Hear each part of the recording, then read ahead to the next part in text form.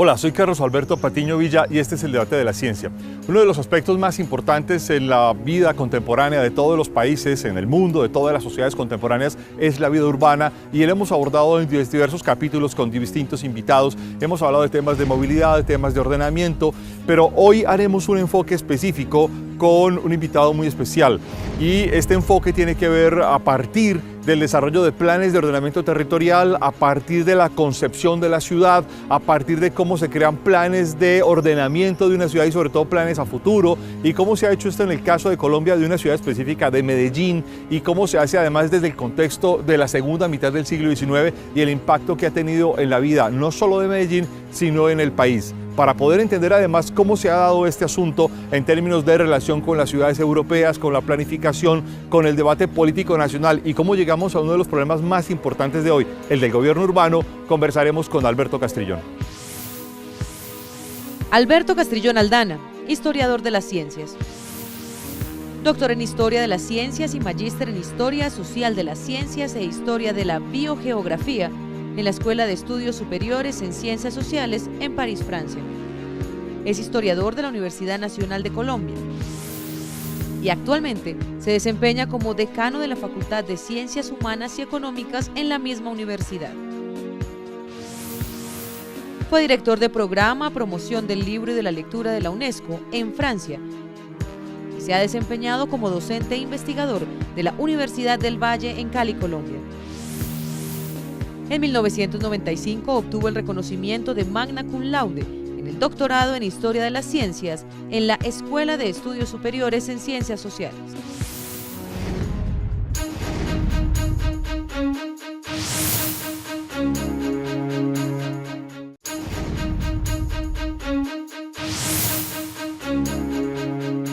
Bueno, Alberto, has hecho un trabajo en tu periodo sabático sobre los planes de ordenamiento territorial y sobre todo planes de ordenamiento territorial en Medellín. ¿En qué consiste este trabajo? ¿En qué consiste esta investigación? De hecho, pues esta investigación es como parte de un proceso de investigación que ha comenzado hace unos 3 años en los cuales he ido indagando, en estos años he ido indagando sobre la transformación espacial de Medellín y sobre las formas como se dio esa transformación espacial desde el siglo XIX. La ciudad de Medellín tiene una particularidad en Colombia. No quiero decir que esa particularidad le dé una condición especial con respecto a las otras ciudades, pero sí es una singularidad que hay que destacar, y es que desde 1870 las sociedades de fomento comenzaron a hablar de proyección urbana y de planeación urbana. Y en 1890 se concreta esa necesidad de proyección y de planeación con el plan para ensanche del Medellín futuro, que es como el primer plan desde finales del 19, un plan urbanístico en el cual ya se estaba proyectando y diseñando la ciudad en beneficio de crear unas condiciones mejores de vida para los ciudadanos. Entonces en esta ciudad ese asunto de la planificación, la proyección, crear unas condiciones de vida mejores para los ciudadanos ya tiene más de un siglo de existencia. Estamos a la par con el comienzo de las ciudades europeas en lo que es el discurso del urbanismo como disciplina. Si eso, digamos, se da en Medellín en ese contexto de plantear una especie de ordenamiento a futuro, de construcción de la ciudad, ¿eso va paralelo en otras ciudades del país? ¿Va paralelo con lo que pasa en Bogotá o en Cali o en Barranquilla, o es un fenómeno muy local?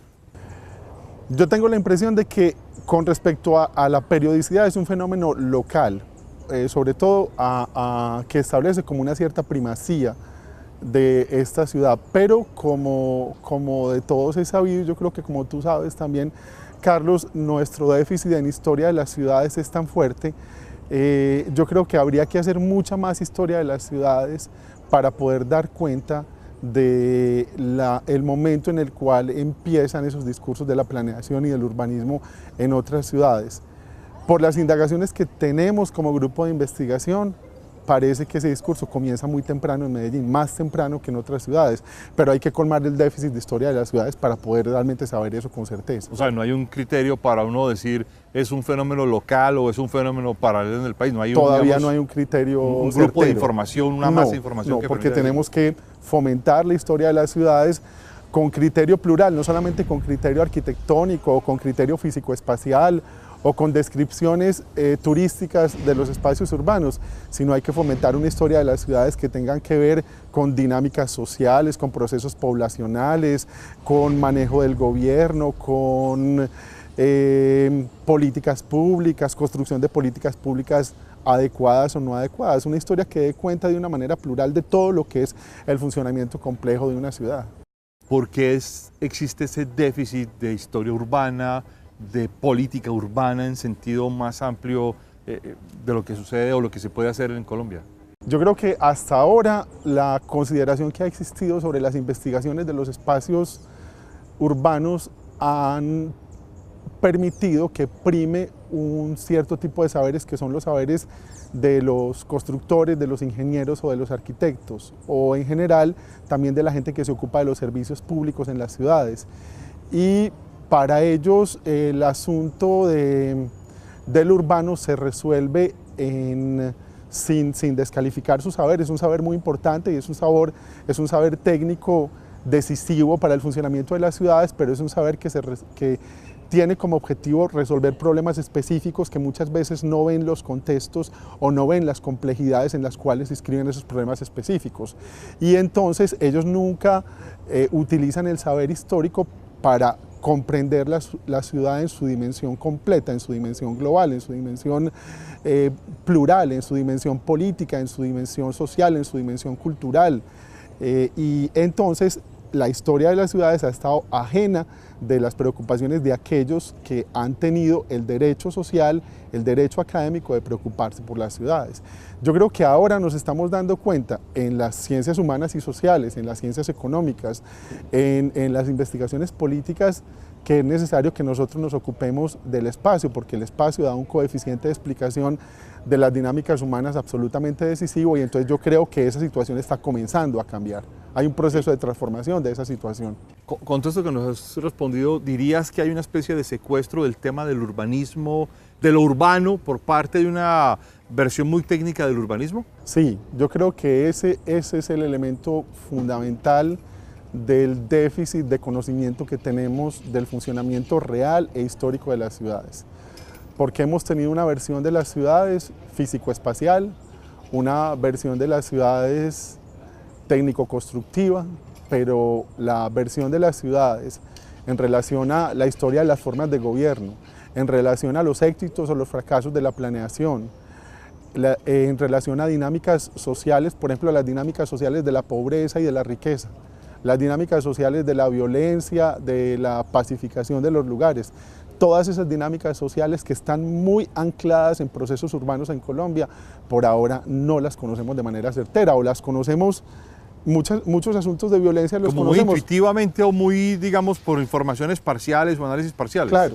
O muchas informaciones que tenemos sobre la violencia, sobre procesos migratorios, tienen en cuenta la ciudad como un dato, pero no la ciudad como un elemento explicativo de lo que pasa en la violencia o de lo que pasa en las migraciones. ¿Será eso subsidiario de esa historiografía que se inventa después de las guerras civiles que dan lugar a las independencias y que se mantienen incluso después de las independencias? ¿Será producto de esa historiografía, esa digamos, pérdida de importancia de las ciudades en ese contexto, digamos, del debate contemporáneo? Yo creo que sí, porque ha habido una dominancia en las formas de hacer historia de tener como objeto de estudio e historiar el Estado-Nación, las formas de gobierno generales de las sociedades, y muchas de esas formas de explicación de esas historias han estado ligadas a procesos que tienen que ver con asuntos que se resuelven en el tiempo, como los procesos de independencia, ¿cierto? Pero los asuntos que se resuelven en el espacio a escala no nacional no han sido trabajados por esas historias nacionales que han privilegiado explicaciones generales o inclusive relaciones de lo nacional a través de discursos como los de la diplomacia o otro tipo de discursos con los otros entes nacionales, pero las dinámicas propias de los espacios locales han estado ausentes de esas historias. Yo creo que eso es un modelo decimonónico de hacer historia que comienza a hacer crisis ahora con la importancia que toman las ciudades, porque hoy en día el déficit de gobierno, el déficit de conocimiento en el gobierno urbano está provocando una necesidad de estudio de lo que es el gobierno urbano y se vuelve mucho más crucial hoy en día saber gobernar una ciudad. En el caso de las grandes ciudades colombianas y de las grandes ciudades del mundo se vuelve mucho más crucial saber gobernar una ciudad que saber gobernar un estado. Hay desafíos más específicos y desafíos más crudos en el gobierno de la ciudad hoy en día, entonces eso está cambiando las coordenadas investigativas también. Alberto, en este, digamos, contexto que nos hemos salido un poco del plan inicial de la conversación, quiero volver a poner el tema de cómo aparece Medellín Futuro, Medellín a Futuro, todo este tema de planeación. Eso, digamos, estas propuestas, estas ideas cuando aparecen en la segunda mitad del 19, ¿tienen un impacto más fuerte o tienen un impacto menos fuerte? Pero están nucleadas, la pregunta es, ¿están nucleadas alrededor de una decisión política o una decisión técnica? En el caso de los primeros trabajos sobre urbanismo de 1890, el plan de ensanche de Medellín Futuro, luego el plan piloto para el desarrollo de la ciudad de 1913 y luego los otros planes de desarrollo hasta el plan regulador de Wiener y Seer, la avenida, la intervención de arquitectos locales y de urbanistas locales como Ricardo Lano y otros en la planeación de la ciudad. Es paradójico porque hay planes que fracasan. Por ejemplo, el plan de ensanche de Medellín Futuro es un plan que realmente comienza a operar a comienzos del siglo XX y solamente dura 2 años la implementación de ese plan. O sea que su existencia como plan, el discurso de la planeación es un discurso que tiene que ubicarse en un lapso temporal de larga duración, no solamente de corta duración. Su eficacia como plan en la larga duración es muy precaria y la eficacia como plan en la larga duración de todos esos planes que se elaboraron antes de 1950 es realmente muy precaria. No tienen una incidencia en construir una ciudad a la imagen de lo que el plan estaba proyectando y de lo que el plan quería hacer con la ciudad. Es decir, en cierto modo podemos hablar, como en el resto del mundo con los planes, más bien de un fracaso del plan de la supuesta ciudad moderna que querían construir esos planes. La ciudad no se moderniza por la manera como fue planificada, la ciudad se moderniza más es por la manera como los entes privados intervienen en los diseños urbanos sin que obedezca esa intervención a lo que los discursos de la planeación habían proyectado. Es decir, con esta pregunta vamos a un corte, pero te la dejo planteada, había ya desde el 19 una clara separación entre la intención política del gobierno de la ciudad y los planes privados de intervención de la ciudad. Sí. Ya regresamos, estamos en el debate de la ciencia hoy con Alberto Castrillón, no se vayan.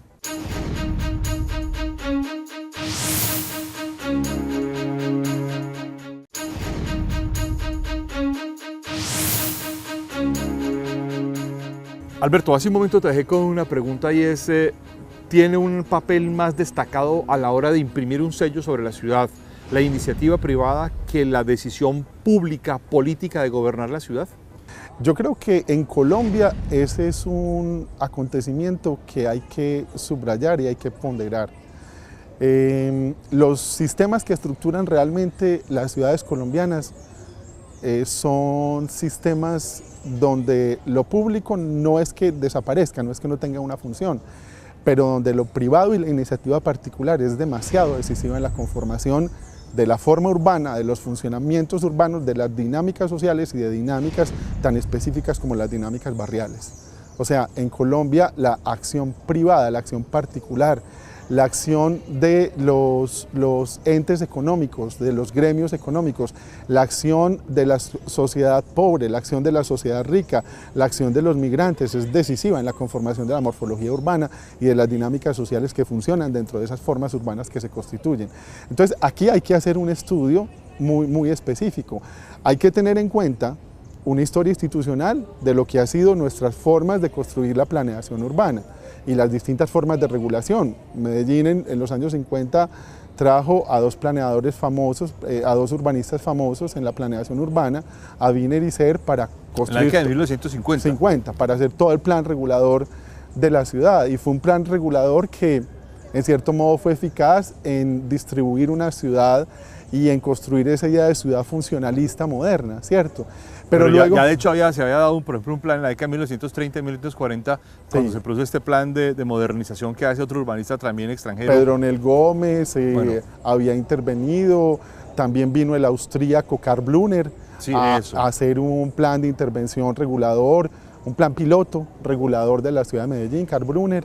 Que además se plasma en un diseño urbano importante que hoy cumple un papel como de centro geográfico de la ciudad. Claro, en el caso de la Alpujarra y todo ese rediseño del centro urbano de Medellín, y también Pedronel Gómez con todo el diseño de lo que hoy es Laureles, y realmente fueron diseños que dejaron impronta urbana.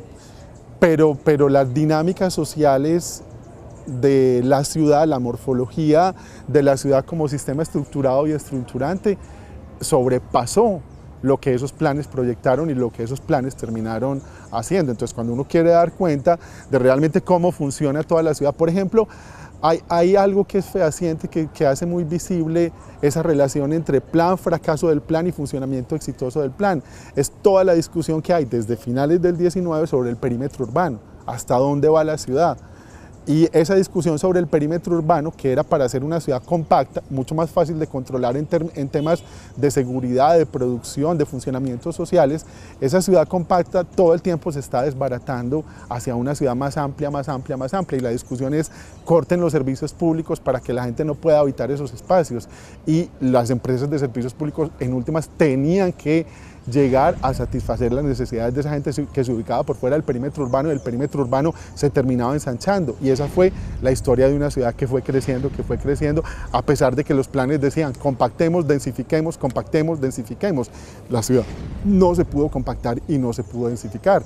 Hoy en día esa discusión sobre el perímetro urbano es vigente con el alcalde actual, con la idea de cinturón verde, que quiere compactar para establecer un sistema de renta del suelo, que es el sistema de renta del suelo de la ciudad compacta y densificada, en la que la renta del suelo se vuelve mucho más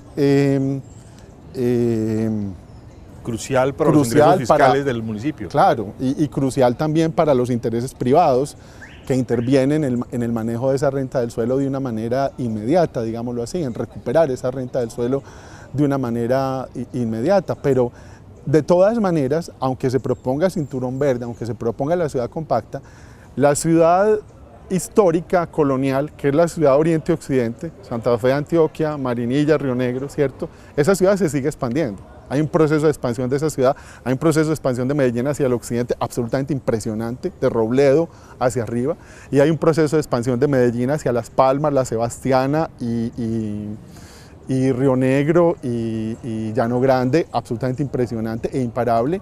Y también la ciudad industrial, la ciudad moderna, que es la ciudad sur-norte, la ciudad Rosellón y la ciudad Bello y Fabricato, Rosellón, Coltejer, Fabricato, la ciudad industrial moderna, esa sigue en proceso de expansión.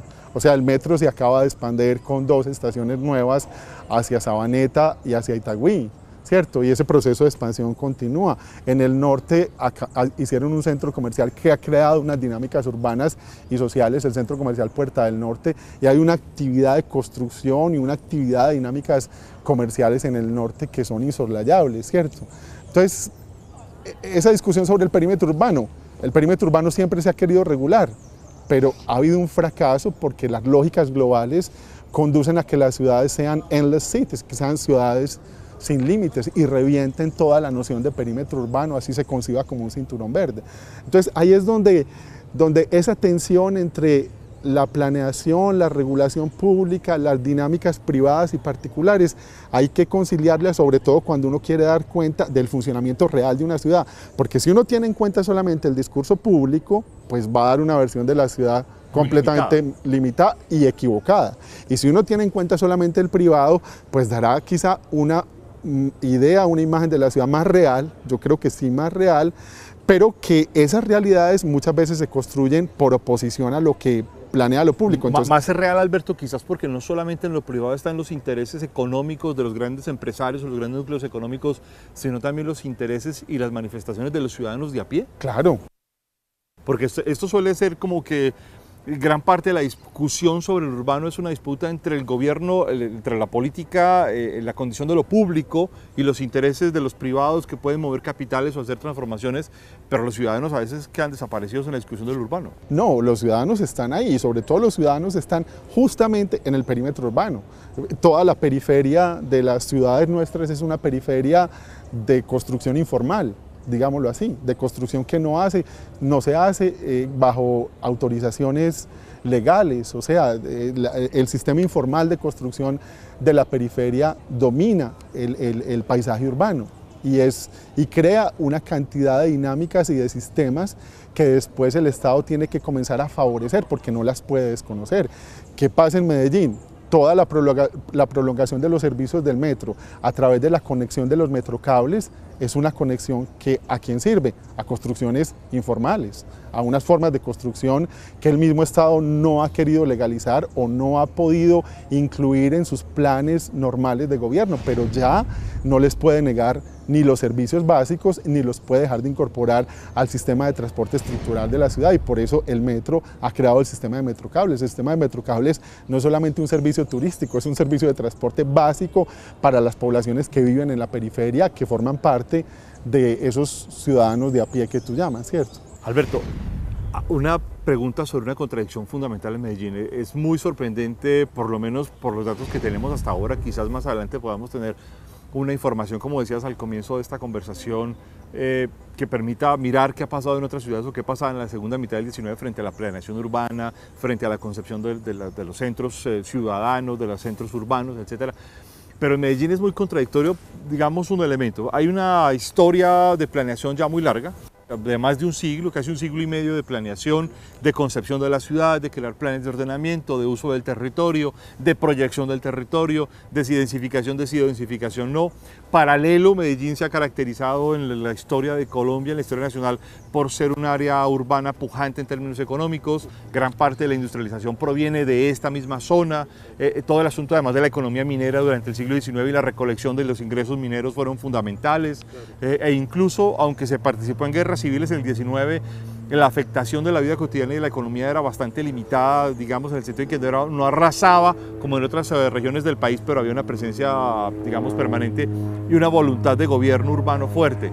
Pero también a la vez, Medellín ha convivido con décadas y décadas de violencia urbana generada en distintas condiciones. ¿Qué ha pasado? ¿Ha fallado algo en la concepción del urbano? Sí, claro.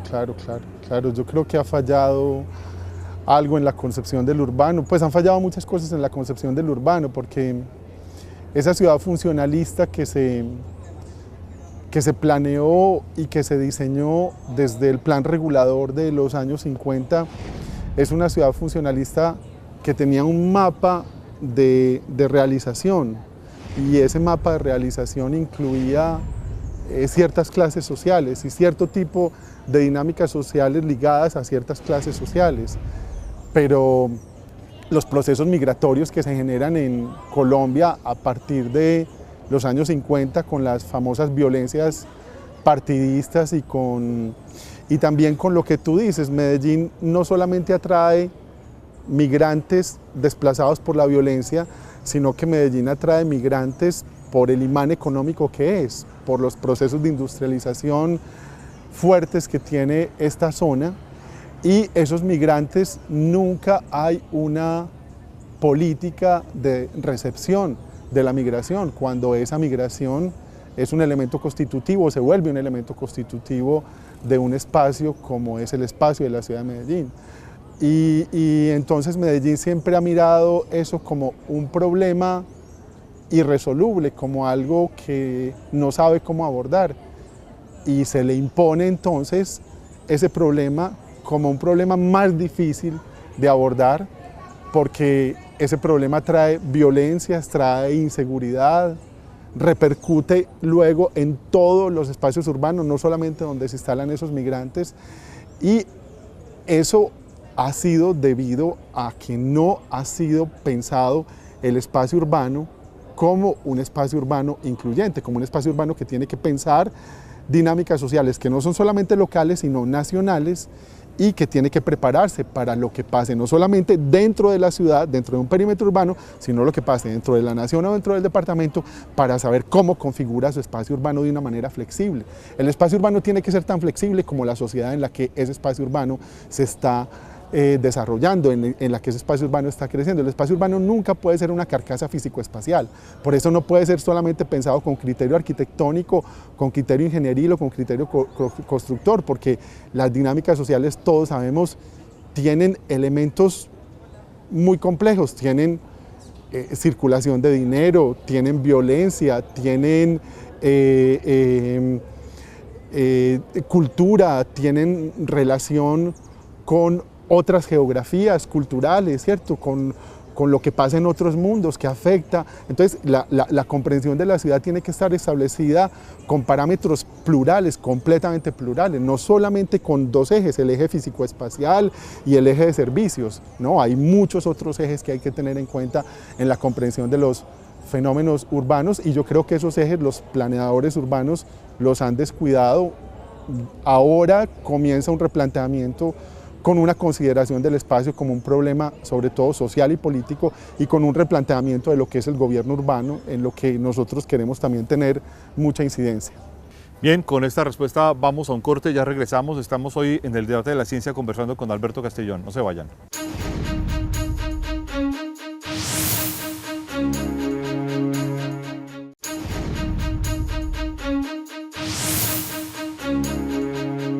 Alberto, a ver, hay una pregunta que es necesaria hacerte, y es que todo el tiempo hablamos de la ciudad, pero cuando uno mira la estructura política de la ciudad y del urbano, pues el concepto fundamental es el concepto del municipio, que además es un concepto del mundo hispánico traído desde la fundación de la monarquía católica y desde la aparición del proceso de conquista de la monarquía católica, que hay que decir que la monarquía tampoco tenía una visión imperial de las Américas, sino que eran los reinos que conformaban la monarquía como tal, pero la monarquía estaba basada en la noción de municipio. Y al día de hoy, en países como Colombia o México o Argentina, la noción de municipio sigue siendo fundamental. ¿Qué diferencia hay entre el concepto de municipio y el concepto de ciudad? La idea de municipio es una idea histórica que está ligada a lo que tú dices, a nuestra relación con el mundo hispano. Pero la idea del municipio era una idea justamente de ciudad perimetral y monocéntrica, ¿cierto? Donde había unos entes de poder político, de poder religioso, una diferenciación de clases sociales muy definida, una distribución de roles en lo municipal muy claramente establecida. ¿Qué va pasando con la ciudad en relación a la vida municipal? La ciudad va absorbiendo la vida municipal y la va modificando. El caso de Bogotá es un caso evidente. Lo que ha pasado con Bogotá es que Bogotá se ha ido expandiendo hacia todos los municipios y los ha integrado a un proyecto urbano que ha ido paulatinamente deconstruyendo la idea que esos municipios habían tenido de lo que podía ser la vida municipal, y los incorpora a un proyecto de metrópolis, a un proyecto metropolitano, inclusive podríamos decir en lo contemporáneo a un proyecto postmetropolitano, a la postmetrópolis postfordista contemporánea. Entonces ya esta postmetrópolis, esta ciudad postfordista, ya es una ciudad policéntrica, ya no es una ciudad que tiene un solo centro, es policéntrica, ya es una ciudad que no tiene un perímetro definido, ya se inscribe dentro de la lógica de la endless city, de la ciudad sin límites, y de la ciudad que sigue devorando y devorando los espacios vecinos, los municipios vecinos, para deconstruir su identidad municipal en beneficio de esa postmetrópolis o de esa metrópolis moderna y postmetrópolis contemporánea. Entonces, hoy en día... Ejemplos de eso serían ciudades en el mundo occidental como París o ciudades Nueva York Bogotá, o Madrid, que habrá una área de conurbación grande, claro, importante, claro. Pero también podrían ser las ciudades asiáticas, Shanghái, Cantón. Claro, claro. Medellín con el concepto de área metropolitana, O sea, ¿cuál es realmente la identidad de un municipio como Envigado? Uno podría decir, Envigado tiene una identidad propia hoy en día o su identidad está completamente ligada a los procesos urbanos de Medellín. Yo diría, su identidad está ligada completamente a los procesos urbanos de Medellín. Itagüí pues conserva un carácter municipal y tiene un consejo, pero participa del área metropolitana y sus dinámicas sociales, económicas reales funcionan en relación a todo ese proceso, a toda esa dinámica urbana de Medellín. Usted se imagina Itagüí funcionando con dinámicas económicas propias. Absurdo, completamente absurdo, ¿cierto? Las dinámicas económicas y urbanas de Itagüí son completamente dependientes del área metropolitana, eso que es la Medellín ciudad-región o la Medellín ciudad metropolitana, ¿cierto? Entonces, ese concepto del municipio permite que pervivan unas historias municipales, permite que pervivan inclusive unos espacios municipales que son las antiguas plazas, el concepto de Plaza Mayor español, pero esas plazas ya no son centros de la vida municipal, porque la vida municipal de un municipio como Itagüí o de un municipio como Suba, o esa vida municipal se da en relación al contexto urbano amplio, no se da en relación a la vida municipal estrecha, ¿cierto? Entonces, realmente ahí hay un cambio en las dinámicas y en beneficio de estas dinámicas de las metrópolis modernas y de las postmetrópolis contemporáneas que el municipio ya no puede recobrar. La vida municipal no puede reivindicarse como la verdadera vida de un territorio, porque la verdadera vida de un territorio, así tenga su plaza, así tenga sus próceres en la plaza, la verdadera vida de un territorio es la vida urbana amplia en la cual está inscrita ese municipio, ¿cierto? Esta respuesta tuya me da pie para ilustrar la pregunta siguiente, y es que hasta la década de 1950 en Colombia había una especie de paridad urbana, había una especie de condición de equilibrio urbano en el país y se empieza a romper. De hecho, hasta la década de 1950 la población de Bogotá era entre 500.000 personas y 550.000 personas, y hoy tenemos una ciudad que oficialmente reconoce más o menos 7,5 millones de habitantes, pero que incluso algunos dicen que toda la huella urbana de Bogotá puede estar entre los 10 y los 12 millones de personas. Medellín tenía hasta ese momento, hasta la década de 1950, insisto, un equilibrio urbano. ¿Por qué no fue capaz de mantener esa condición de equilibrio urbano? ¿Hay alguna razón política, económica, cultural que impida mantener ese equilibrio urbano? Son las dinámicas urbanas que son dinámicas que no controla nadie, los procesos de conurbación que van expandiendo las ciudades y conectando ciudad con ciudad o municipio con municipio, son procesos ligados a dinámicas que ni la política más reguladora y más restrictiva ni las inversiones económicas más fuertes pueden controlar, porque forman parte de dinámicas que justamente tienen eso que evocábamos hace un momento, tienen tienen elementos culturales, tienen elementos políticos, tienen elementos sociales, tienen elementos económicos, tienen elementos educativos, y todos esos elementos confluyen para que unos procesos de expansión se den. Tienen procesos inclusive culturales que no dependen del propio territorio, sino que son extraterritoriales y que afectan esas conformaciones y esos procesos esas nuevas morfologías y esos procesos de conurbación. Hay dinámicas urbanas que son sencillamente inexorables y que pretender detenerlas es someterse al fracaso de un plan que busque detener esas dinámicas sociales, porque son dinámicas sociales que tienen una fuerza histórica ya imparable y que se han ido gestando. Los procesos de mundialización y de globalización de las sociedades contemporáneas se gestaron en el siglo XVIII y vienen con una fuerza histórica desde el siglo XVIII, y tú cómo paras procesos que tienen 3 o 4 siglos de duración. Realmente eso es absolutamente imposible. Pongámoslo en problemas concretos. A problemas concretos se refiere, por ejemplo, a situaciones como estas. Resulta que Bogotá logró, entre otras, absorber municipios aledaños y crear un municipio mucho más fuerte, lo que explicabas ahora en la estructura de la postmetrópolis, mientras que en Medellín no ha logrado absorber a los municipios aledaños y se ha mantenido como una competencia intermunicipal en una misma área geográfica bastante estrecha y cerrada, pero no se ha logrado, digamos, para avanzar. Incluso parte de los problemas de Medellín podrían explicarse por esa falta de dinámica, de innovación municipal. El otro asunto es, esto tiene que ver también con otro concepto, el concepto de las áreas metropolitanas. ¿Qué aparece? ¿Cómo se determinan esas, digamos, estas dinámicas de absorción municipal, de reinvención de la dimensión municipal y el asunto de la conformación metropolitana frente a esa ruptura del equilibrio urbano? Mire, en el caso de Medellín, para hablar de casos concretos, a mí me parece que el área metropolitana, si bien no ha sido exitosa, porque tú tienes razón en señalar que la competencia entre los municipios todavía sigue afectando la conformación de un área metropolitana eficaz en muchos aspectos, yo creo que en los últimos años, en los últimos gobiernos, en las últimas alcaldías de esos municipios del área metropolitana y de Medellín concretamente, sí ha habido negociaciones eficaces para integrar esos municipios a un proceso de urbanización extensivo, a un proceso de urbanización de área metropolitana o de ciudad-región, que ese inclusive es mucho más extensivo porque ese tiene que ver con la ciudad histórica, con la ciudad que se expande no solamente hacia el norte y hacia el sur, sino hacia el occidente y hacia el oriente. Entonces, mira, por ejemplo, aspectos como el metro, y que es tan decisivo en el funcionamiento de una ciudad como Medellín y del área metropolitana. El metro es exitoso hacia el norte, en su expansión hacia Niquía, pues hacia Bello, y ya comienza a ser muy exitoso, que había habido muchos problemas en la negociación con Envigado, pero ya comienza a ser muy exitoso en el transporte y en la movilidad hacia el sur, hacia Envigado, hacia Sabaneta, hacia Itagüí, y ya va hacia La Estrella, y ya el metro realmente no es de Medellín, ya no se puede pensar como es un metro del área metropolitana y afecta toda el área metropolitana en su movilidad y en su transporte.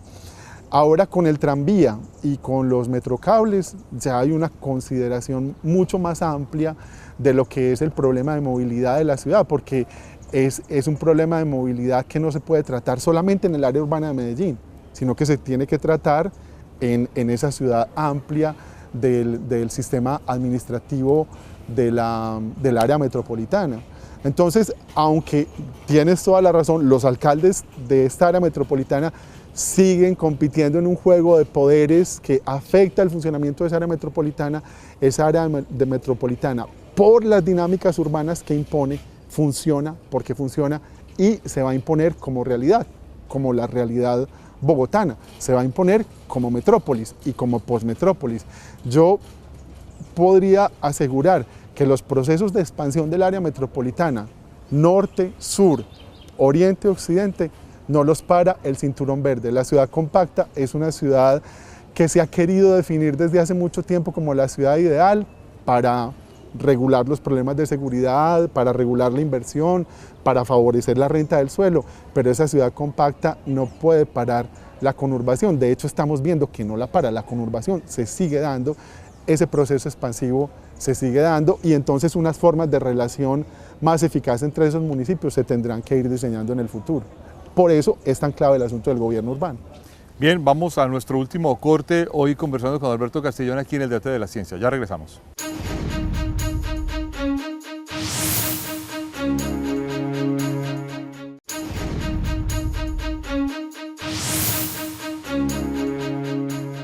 Alberto, bueno, todo lo que hemos conversado nos lleva a una disputa muy interesante, y es que en el mundo contemporáneo, no solo en Colombia, sino en todo el mundo, hay un fenómeno completamente novedoso y es el problema de las ciudades. Incluso te lo voy a poner en términos de historia política, sociología política, y es que uno podría pensar que el Estado moderno en los últimos 500 años logró dominar y gobernar las ciudades, y en lo largo del siglo XX a hoy las ciudades se volvieron a independizar en la práctica, en los hechos de los estados, hasta el punto de que las grandes áreas urbanas comienzan a aparecer más como una especie de ciudades-estado. Todo esto nos lleva a un problema, el problema del gobierno urbano. ¿Cómo entender el gobierno urbano? ¿Es un gobierno que se basa en la proyección de los urbanistas y la prestación de servicios públicos domiciliarios, o hay algo mucho más complejo que eso? No, yo creo que hay algo mucho más complejo que eso y la manera como planteaste la pregunta es muy acertada porque justamente hay que involucrar los estudios históricos en la comprensión de lo que ha sido la historia de la ciudad y por lo tanto en la comprensión de lo que puede ser el gobierno urbano de las ciudades, porque lo que puede ser el gobierno urbano en términos generales, porque hay un aspecto fundamental en lo que acabas de señalar, es que la ciudad moderna, que hace una discontinuidad con la ciudad medieval, que estaba preocupada más por lo celeste que por lo terrestre. La ciudad moderna, que vuelve a ser una ciudad de lo terrestre, esa nace en Siena, nace en Florencia, nace en Padua, nace en Italia, en las ciudades italianas, que son ciudades que al mismo tiempo comienzan a organizar muy bien su propio espacio, el territorio en el cual la ciudad va a funcionar, con la plaza central, con las distribuciones de los poderes políticos, religiosos, en los espacios centrales, inclusive topográficamente en Siena. Eso es muy fuerte porque Siena es cóncava y el centro es el centro de ese espacio cóncavo. Hay toda una topografía monocéntrica de la ciudad, y esas ciudades que son independientes de la idea de Estado-nación, porque esa idea no está vigente históricamente en ese momento, no son independientes del mundo porque son ciudades con vocación comercial. Los grandes comerciantes, esas grandes familias italianas, los Medici, los Sforza y otras grandes familias italianas, son los promotores del proceso urbano, pero también son los promotores de un comercio con el mundo, que es ese comercio con el mundo el que le da fortaleza a esas familias, que fortalecen esos espacios. En Florencia, por ejemplo, aún hoy en día es la ciudad que más monumentos y más arte tiene en el mundo, en proporción a su tamaño. Y todo ese arte y toda esa concepción monumental de la ciudad fue construida desde el Renacimiento. El Renacimiento fue una época que le aportó a lo urbano y a la decoración del urbano y a la concepción de la fuerza del urbano, que todavía tiene una hilación en términos de discontinuidad con lo que nos sucede ahora en las ciudades contemporáneas. Pasamos por el dominio de los estados a las ciudades, como tú bien lo trajiste a colación, pero hoy en día vuelve a surgir con fuerza esa ambición de las ciudades de tener autonomía, de tener identidad, de tener círculos económicos hacia adentro y hacia afuera propios, de tener dinámicas sociales que sean de esos ámbitos urbanos y no dominadas por las políticas nacionales o por las políticas gubernamentales no citadinas. Y eso tiene unas implicaciones que conducen a pensar que hoy en día el desafío de gobernar una ciudad con esas nuevas exigencias de eso que tú llamas ciudad-estado y que en términos contemporáneos se conocería como lo que ya hemos mencionado aquí, como esa postmetrópolis o esa endless city. El desafío de gobernar una ciudad es un desafío mucho más claro y al mismo tiempo mucho más álgido que el desafío de gobernar un Estado-nación, porque en las ciudades es donde concretamente se están presentando realmente los problemas de los ciudadanos. En el Estado-nación se presentan de una manera abstracta, digámoslo así, y se resuelven de una manera general. En cambio, en las ciudades-estado se presentan de una manera concreta y se tienen que resolver de una manera específica. Y esas resoluciones no conducen a que pensemos que lo que resuelve el problema de las posmetrópolis contemporáneas sea el diseño de servicios públicos domiciliarios eficaces o sea el diseño de formas de planeación urbana idóneos. ¿Por qué? Porque no es un asunto ni físico-espacial, ni es un asunto de servicios o de calidad de vida asociada al funcionamiento de los servicios. Es un asunto ¿de qué? Es un asunto de educación, es un asunto de comunicación, es un asunto de movilidad, es un asunto de conexiones y de articulación de los espacios, es un asunto de dinámicas barriales, es un asunto de poderes, porque una cosa es el gobierno y otra cosa es el poder. Hay gobiernos que no tienen poder para gobernar. Y cómo se empodera el gobierno para que gobierne de una manera eficaz y cómo el gobierno de una ciudad recoge los poderes plurales que conforman estratégicamente un espacio urbano. Eso es un asunto de ciencia política y es un asunto de pensamiento político. Entonces hay que involucrar, ¿qué? Hay que involucrar estudios culturales, ciencia política, estudios antropológicos, estudios sociales para entender esas dinámicas sociales que terminan constituyendo nuevas lógicas para posibilitar un gobierno urbano. Y si nos quedamos en las consideraciones físico-espaciales o en el eslogan calidad de vida ligada a funcionamiento de servicios públicos, las ciudades se nos van a estallar, las ciudades se revientan y los procesos urbanos terminan produciendo problemas más graves que los que hemos tenido históricamente. Alberto, en ese contexto, ya nos quedan pocos minutos, tengo que preguntarte de forma concreta en Colombia, Es muy curioso que el tema propiamente dicho de gobierno urbano, qué significa gobernar la ciudad, cuáles son las potestades políticas del gobierno de la ciudad, y para plantearlo como lo dice un urbanista, profesor del Instituto de Estudios Urbanos de la Universidad Nacional, Fernando Montenegro, él hace una pregunta coloquial para esta discusión y dice, ¿es igual políticamente el alcalde de Soacha que el alcalde de Bogotá? Y obviamente la respuesta es no, pero en términos concretos saber qué describir y pues, decir por qué no y comprender cuáles son los alcances de las decisiones políticas. Y te lo pongo en este contexto, el Estado colombiano hace un poco más de 3 décadas abrió la posibilidad de la elección popular de alcaldes. Algo así como unas 3 décadas, y obviamente esto trajo una renovación en la participación democrática y renovación de la participación de partidos, pero produjo algo que estamos viendo hoy de manera muy abierta, y es que produjo el hecho de que el Estado no se dio cuenta de que habría una puerta a la autonomía política de las ciudades que muchas veces puede llegar a rayar incluso en condiciones de autodeterminación de toma de decisiones frente a muchos aspectos de la política que el Estado traza. ¿Por qué estamos perdidos del debate nacional de lo que implica el gobierno urbano? Yo creo que hay 2 aspectos graves en este déficit de conocimiento sobre el gobierno urbano. Y es que nosotros nos hemos llevado a pensar que gobernar es crear normas, es construir un arsenal normativo. Y eso para lo que está pasando en las ciudades colombianas obviamente es completamente precario y completamente inadecuado, porque las normas no pueden poner en buen funcionamiento dinámicas sociales plurales como las que evocamos ahora. Pero hay otro asunto que es más grave en relación a la elección popular de alcaldes. Eso es un aspecto positivo de la democracia, pero hay que criticar también esos aspectos que tienen que ver con los nuevos funcionamientos democráticos cuando ellos posibilitan que a las instancias de gobierno lleguen sujetos que no se han formado en un arte de gobernar específico, que no tienen una idoneidad para llevar a cabo de una manera exitosa el gobierno de las ciudades.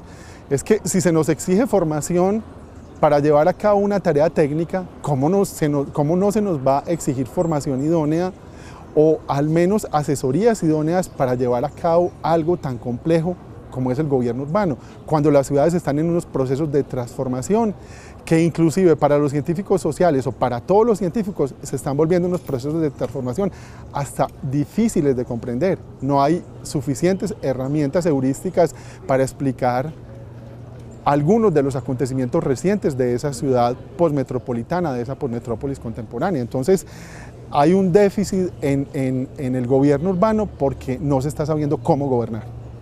Pues Alberto Castrillón, muchísimas gracias por haber estado con nosotros, habernos contado esta, digamos, maravillosa historia, este recorrido sobre un problema tan contemporáneo y tan importante para Colombia y diríamos que casi para todos los países del mundo, que es el tema del urbano. Muy amable. Muchísimas gracias, Carlos. Muchas gracias a los televidentes por escuchar este programa. Ojalá sirva para comprender el funcionamiento de las ciudades en el mundo actual. Muchas gracias, muy amable. Gracias, Carlos. Gracias a ustedes. Aquí hemos llegado al fin del debate de la ciencia, hoy con Alberto Castrillón.